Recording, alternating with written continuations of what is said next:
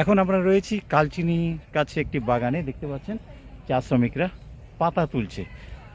চলতে চলতে আমরা পেয়ে গেলাম এই পাতা তোলার ছবি, এবং আরও একটা যেটা ছবি পেয়ে গেলাম যেটা হচ্ছে ডুয়ার্সের যে ট্রেন কাঞ্চনকন্যা। এখন কাঞ্চনকন্যা ছুটে আসতেছে আলিপুরদুয়ার থেকে, চলে যাবে কলকাতার দিকে। তো আমরা এখন সেই বাগানের ধারে রয়েছি, এক অপরূপ দৃশ্য তারা যে দেখতে পাচ্ছেন কাঞ্চনকন্যা ট্রেন আসতেছে, এই বাগানের উপর দিয়ে যাবে এবং সেটাকে আমরা এখন তুলে ধরার চেষ্টা করছি। আপনারা দেখতে থাকুন চলার পথে অরুণ কুমারের সাথে। তো এই শ্রমিকদের হাতে এখন শাক, দেখুন এরা এখন বাড়ির খাওয়ার জন্য শাক নিয়ে যাচ্ছে। খুব পুষ্টিকর খাবার আমরা মাঝে মাঝে পাই, কিন্তু এদের কাছে সবসময় এটা পাওয়া যায়। কাঞ্চনকন্যা ছুটে যাচ্ছে কলকাতা।